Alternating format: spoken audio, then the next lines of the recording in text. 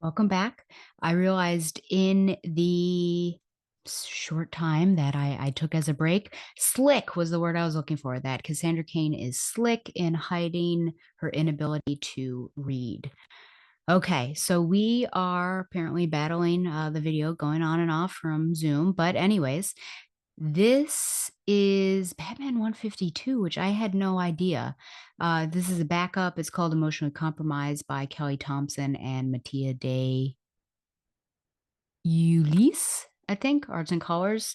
I will say the art is lovely.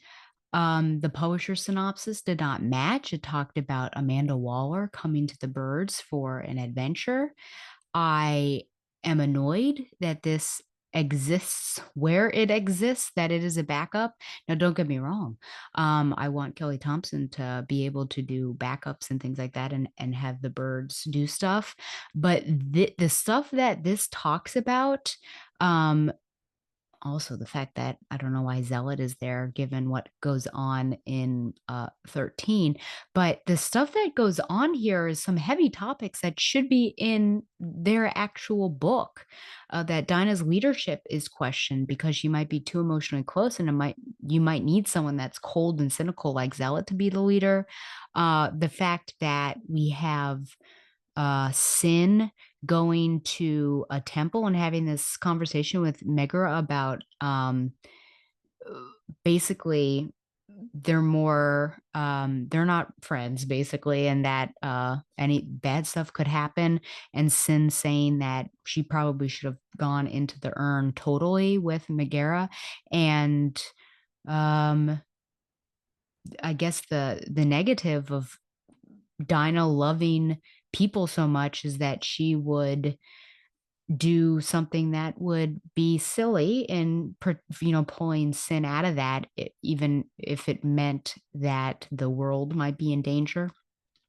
And Dinah overhearing this is just like, why are we? And then Barda comes, and I am out of it. If this is connected to absolute power, then I have no idea what's happening. But does she have her powers? I don't know what's happened.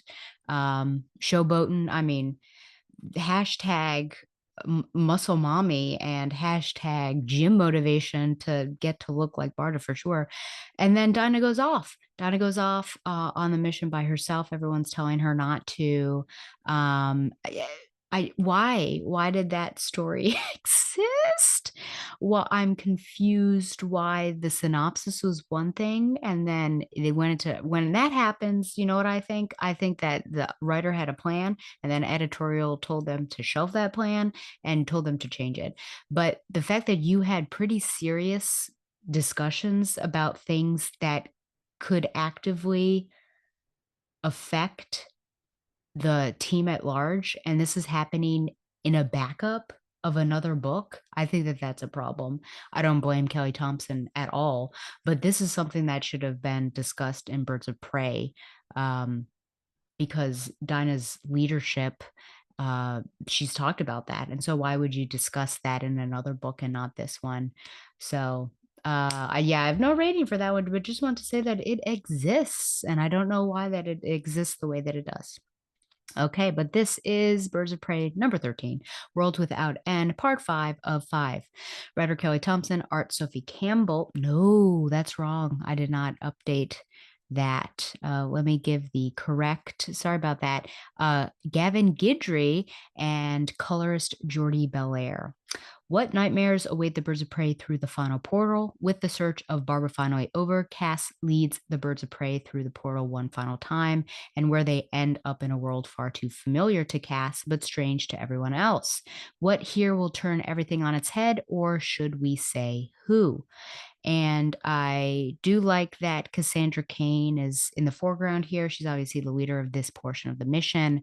I think it's also bittersweet because I guess she'll be leaving the book shortly. I don't know how that is going to work. I will say somewhat suspiciously that, well, we know Cass is getting her book, and around the same time, Kelly Thompson had a tweet about seemed like having a bad a rough go of it, and that comics can break your heart and everything. And my conspiracy theory about what was going on, because it was like vague, so which is you don't want to get in trouble, especially as a female creator with DC Comics. Don't Definitely don't want to speak out too much because they are not protected. I feel like Cass was taken from Thompson without really talking to her. And I will use the evidence of previous writers having that happen, or just in general not being told about plans as evidence that there's a consistent history. And so my conspiracy theory is that, yeah, she was not having a good time because maybe she was told this is the direction. You can't use Cass anymore because of this, which is a bummer if it's true. Obviously don't take my word for it, but that's just a conspiracy theory that I have, and it will be sad to lose Cassandra because I feel like she's a good, not alternate, but maybe like co-lead with Dinah. And then also I'll miss Cass and Barta, but hey, I could be wrong and maybe she'll still be in this book, so it'll be fine, but we'll see.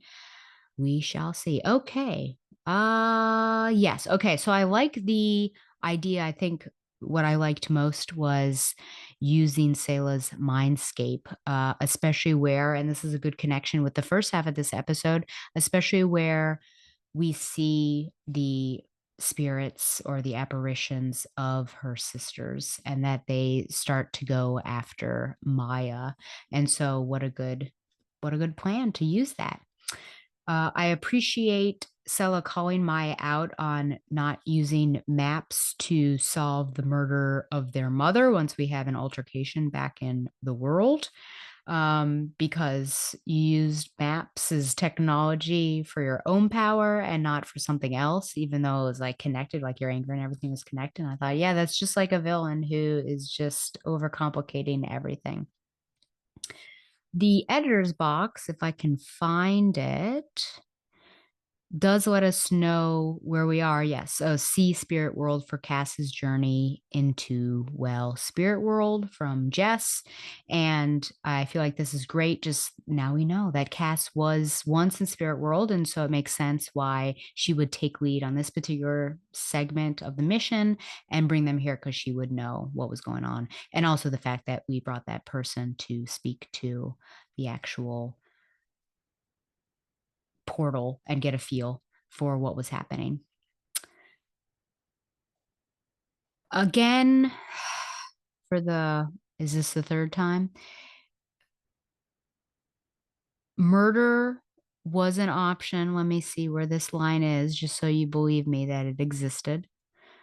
Yeah, so Maya going back into the pocket dimension is incredibly frustrating, but also was there a better option today? The other option was murdering her, perhaps warranted, perhaps wise, but perhaps is a big word. It carries a lot. And I guess maybe I can give more grace here just because Donna is mentioning it. Like, yeah, there were two options, but that one was not really an option at all. But I just feel like there have been three times, I think at least, that murder was like mentioned as an option. And even if it's like put aside, I feel like maybe that should never be an option for the birds of prey. So just a bit confused about that. I feel like this whole thing was a bit of a letdown because Maya escaped and she's basically still on the run. I find it interesting that Barbara is interested in following, but everyone else shouts no, either because of the situations that they had gotten themselves into or found themselves with all those portals, or because, well, Barbara was the one that started it and they had to go find her. And then we just got her out of danger. Let's not do it again. Not sure. With Constantine's lowjacking, so the birds are alerted to any portal opening up. I'm sure we're going to see Maya again. Whether I care to is another issue. She was fine, but not necessarily someone I want to go back to. I think the most interesting part of her and her, well, really, I would say, yeah, the most interesting part about Maya were her sisters, and then the Velvet Tiger connection, which I feel like we didn't get to see too much because that's very quizzical about why did Barbara murder why did Barbara murder Velvet Tiger? What was the situation there? And oh, and I should say, because I just finished rereading Circe by Madeline Miller. I wonder if it was just like a total accident because at the end of well, I shouldn't say that. At the maybe the last act of that, Telegonus or Telegonus ends up accidentally killing his father Odysseus because something touched his cheek. And I thought, yeah, that's probably what happened here is that Velvet Tiger like did something and then the result was her death but it was blamed on somebody else. So who knows? Will we ever find out? I doubt it. Zealot telling Dinah to lose her number is, I mean, a Zealot thing as much as I know of her character. Of course, this stands in contradiction to what we just saw with the Batman 152, so not really sure what's going on there. And then, yeah, I just have to say that I feel like this is an anticlimactic ending. Um, they got back to where they needed to go, but they didn't, I guess they defeated the person. They defeated Maya, I guess, but then now she escaped. So, in my opinion, it ends where it begins. And that's great for ring compositions, but you also have to ask yourself what did the story accomplish? Stella is in this world now, which will it will be interesting if we see her again. But the fact that Cass offers herself to help, and I don't know what Cass is doing. I don't know if we'll see her again, else in maybe in Cass's own book, maybe she'll pop up. But yeah, I'm not really sure what exactly we accomplished, um, or what insights we got into the characters. I don't know that I necessarily did get any insight. So unfortunately that is a weakness of this story as a whole because I thought like the art is great, how it changes. I thought it was an intriguing idea about the sisters and relating them to mythology in that way, and how the different settings and these different scapes were designed to reflect the person that was there first. I thought was interesting, but and we find out what was going on with the red and the whole Maps Mizuguchi thing and that connection. So I guess we find that all out, but it just doesn't feel like, yeah, I don't know. So a bit of a letdown for me, in my opinion. So I think I'll probably give this a 7 out of 10, like as a whole, as an arc. Yeah, I'm interested to see where the story goes from here. Um, Oracle, well, Dinah gets something, a message, and says that Oracle needs to see something. So we'll see what that is. And it says next undercover blues. So I guess we'll find out. Okay. Well, just two more little sections. So one, of course, is Stella's Dungeon of Smut, which is brought to you by Hornacek's Fried Calamari Sticks. Geez, I just need to get the product placement right. And I think, there's just one that I would recommend. And as I told you, I'm slowing down. I can't ever like fully stop, I will say, because I have maybe like 4 authors that I'm subscribed to their newsletter. And it was mainly because I wanted to see an extra chapter. And in order to get extra chapters, you have to subscribe to a newsletter. So then I'll get these emails and it'll not only be about their work, but then also what they recommend. And so I'll sometimes skim that and be like, oh, that sounds interesting. So I will. Hopefully I can. Oh, okay. So Jennifer Susevich she seems to be a prolific romance writer, and she's got some football, she's got some hockey, and I feel like I've finished up the two, like the hockey ones. At least I'm caught up, and then the football ones as well.